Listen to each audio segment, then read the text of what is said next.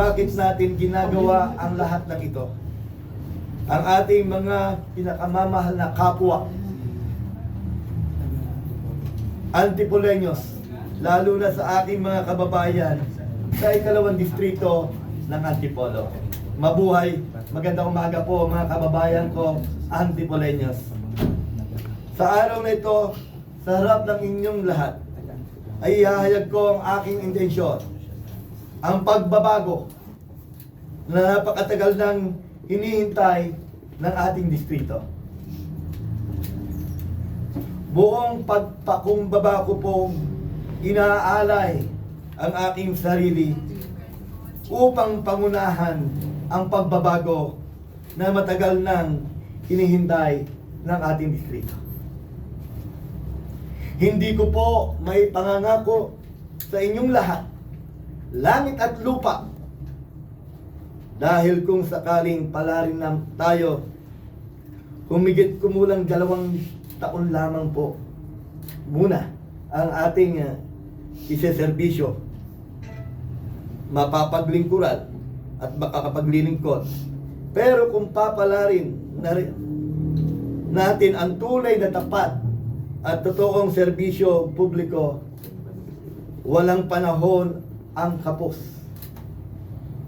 at walang sandali ang masasayang basta senseryo ang serbisyo.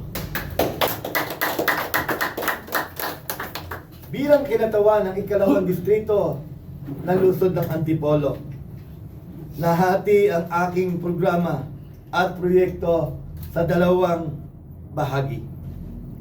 Una ay ang short term at ang pangalawa ay ang long term plan. Para sa short term project, susolusyonan natin ang mga problema at isyu ng ating distrito sa kailangan ng agarang solusyon dahil sa mga suliranin na hindi pwedeng paghintayin. Unang-una, nariyan ang social service. Kailangan sa panahon ng trahedya at sakuna, agad-agad may masisilungan ang ating mga kababayan. May mapupuntahan at may tulong mabilisan para sa mga apektadong kabahayan.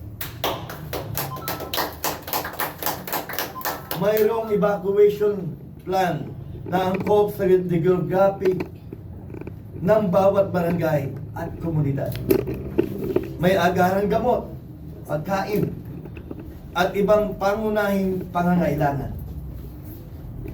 Ang benepisyo ng ating mga kapuspalan na mga kababayan, ang mga senior citizen, sa mga person with disability o PWD at iba pang sektor, hindi patatagalin, hindi iipitin, at hindi rin kukupitan. Makukuha ninyo ang agarang at buong serbisyo. Ang mga karamdaman at walang pamasahe, mga may karamdaman, papuntang pagamutan, hindi na kayo mangangamba.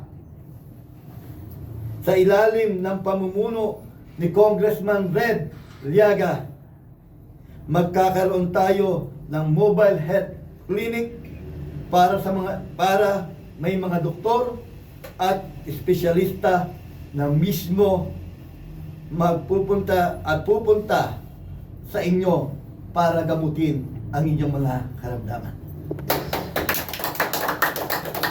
Para sa mga nagsusumikap maghanap buhay, para ito sa mga ating mga manggagawa, gagawin natin ang lahat upang magkaroon kayo ng maayos na tahanan na matatag ninyong inyo, na matatawag nyong inyo, at magsisilbing bunga ng lahat ng inyong pinaghihirapan. Sa larangan ng edukasyon, maiting tayong makikipagtulungan sa Department of Education at sa iba pang edukasyon expert upang makabuo tayo ng komprehensibang invention program para matulungan ang mga learner at hirap magbasa at magsulat kahit nakaabot na sila ng high grade level. Higit sa lahat, malinaw po ang stand ni Kong Redliaga. Kapag tayo ay nahalal sa Kongreso, nasusuportahan natin ang pagripaso sa mass promotion ng mga mag-aaral na sanhi ng learning gap na magpapababa ng kalidad ng edukasyon sa kasalukuyan. Susuportahan din natin ang pagsusulong ng dagdag na sahod para sa mga guro sa pampublikong eskwelahan. Ang pagkakaloob ng scholarship sa mga magnanais magmasteral, magdoctorate na mga teacher sa publikong paaralan, susuportahan din natin. Para naman sa long-term program, napakalaga po nito, ang long-term program. Kailangan nating unahin ang pagpapasaayos ng mga infrastruktura. Ang mga baku-bakong kalsada, at mga lugar na dapat ay sementohin na. Pero hanggang ngayon ay nakararanas pa rin ng flash flood at landslide tuwing bagyuhan, kakulangan ng malawak at maayos na mga alternatibong daan. Sobra ang trapiko sa ating naranasan. Sobra po ang traffic na ating nararanasan dito sa lungsod ng Antipolo. Realidad po yan. Isusulong din natin ang pagpapagawa ng karagdagang ospital na may mataas na bed capacity. Ito po yung DOH Modern Public Hospital. Isusulong po natin na ipagawa yan dahil ito po ay pangangailangan ng ating lungsod.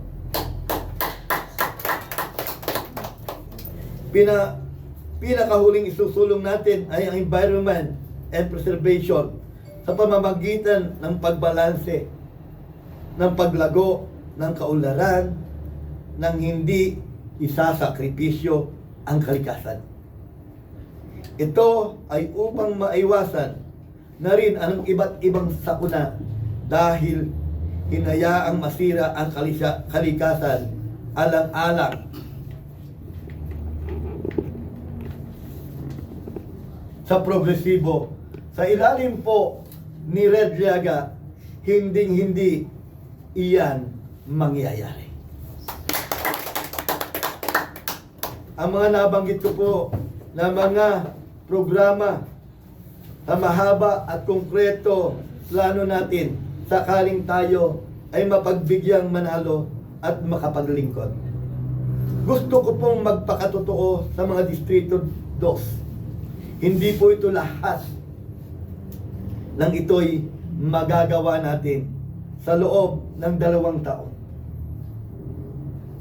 Pero sa abot po ng aking makakaya, gagawin natin lahat at matupad ang lahat kaya nating tuparin sa lahat ng ito.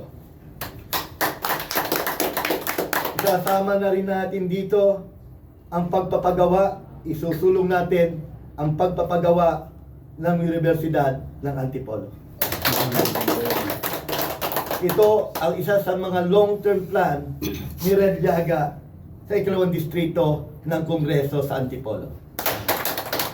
Ang mga kabataan na siyang nagsisilbing pag-asa ng ating bayan, sila mismo ay ating tutulungan.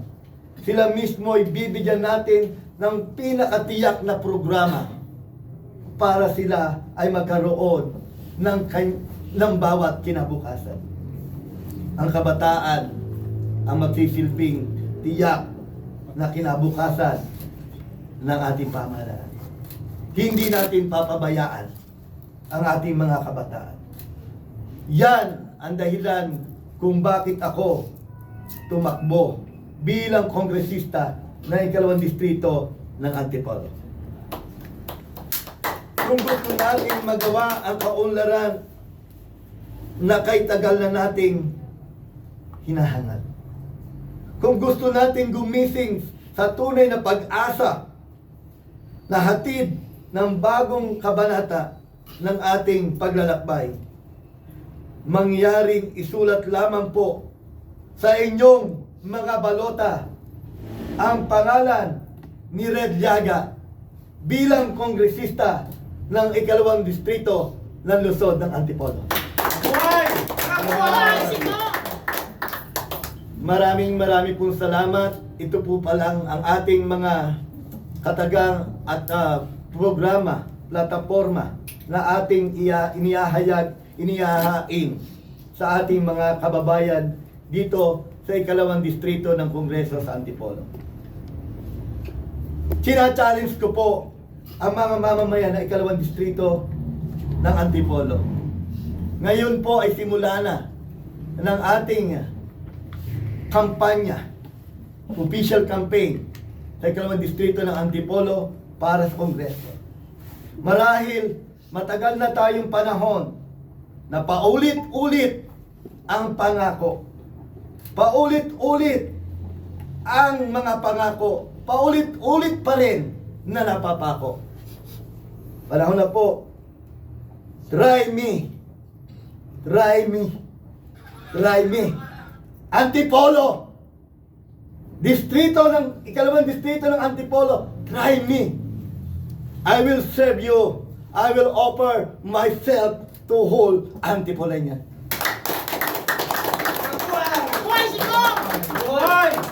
At hindi ko po kayo bibiguin sa inyong tiwala na ibibigay sa akin bilang kinatawan sa ikalawang distrito ng Antipolo.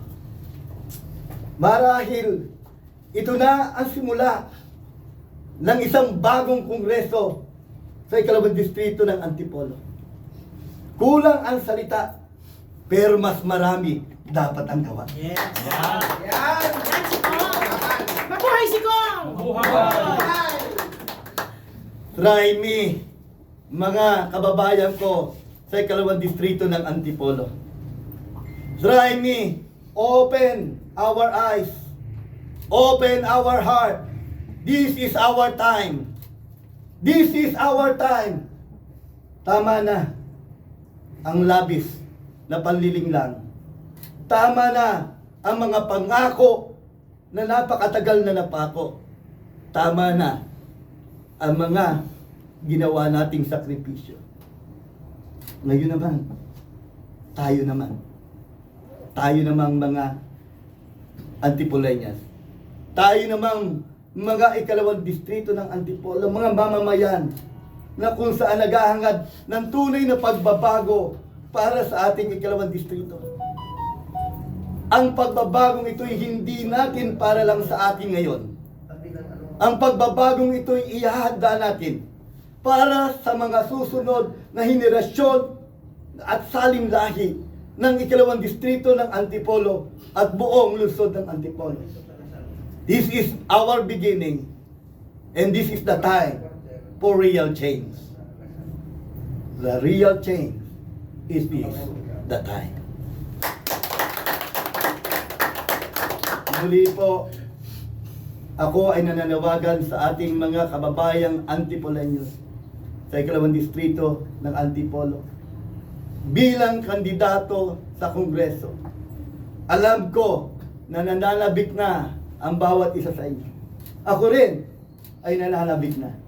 Ako rin ay excited na. Ako rin ay nangangarap sa isang malinis at payapa na eleksyon na gaganapin sa March 14, 2026. Hindi. Mabuhay si Kong! At inaanyayahan ko at ating hinihikayat ang lahat ng Antipoleno, lalong-lalo na sa ikalawang distrito ng Antipolo. Bumoto po tayo. ibigay po natin ang ating best sa pagboto. Suriin natin ng totoo. Hindi lang ako, kundi kaming lahat na tumatakbo at kandidato. Panalangin natin na ang eleksyon na ito'y maging mapayapa. May luklok natin ang tunay na may malasakit at pagmamahal sa mamamayan sa ikalawang distrito ng Antipolo. Nananawagan po ako sa mga puso ng Antipoleños. Nananawagan ako sa bawat Antipoleños. Taal man o dayo, anuman ang kulay natin, anuman ang kulay nyo, mag-iisa tayo ngayon. Muli po ang aking lubos na pasasalamat sa ating mga kababayan sa ikalawang distrito ng Antipolo, sa mga puno naglilingkod sa ating iba't ibang sangay ng gobyerno, sa mga barangay captain na alam ko na nakikinig ngayon. Shout out sa inyo. Shout out sa inyo. Mahal ko kayo. At ang si Kong Red Llaga, ang kongresistang maglilingkod, pati ang boses ng barangay, lahat po yan ay kakatawanin ko sa kongreso. Walang maiiwan, walang tititigan, walang papanigan. Lahat tayo pantay-pantay.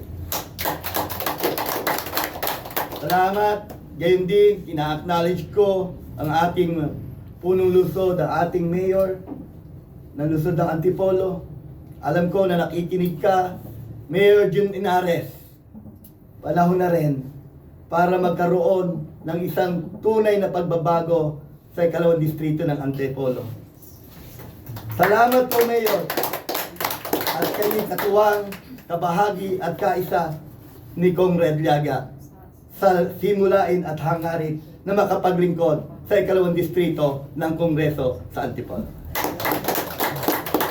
Sa ating lalawigan ng Rizal, sa ating Governor Nina Inares, salamat po at binigyan niyo kami ng pagkakataon ng karoon ng special election ang ikalawang distrito ng Kongreso ng Antipolo. At alam natin na mahal tayo ng ating gobernador dahil gusto niyang punan at magkaroon ng kinatawan sa ikalawang distrito ng Kongreso dito sa Antipolo dahil ang Antipolo ay bahagi ng lalawigan ng Rizal. Ngayon na natin uumpisahan na ang boses ng mamamayan sa ikalawang distrito ng Antipolo ay boses nating dadalhin doon sa Kongreso. Yan ay kakatawanin ni Congressman Red Llaga. Alam ko po na marami kayong nakalaan na question. Siguro yung question pong yan, kahit ano po itanong nyo, wag lang po mathematics. Marami pong salamat. At seryoso tayo. Panahon na para sa tunay na pagbabago sa ikalawang distrito ng Kongreso sa Antipolo. Maraming salamat po.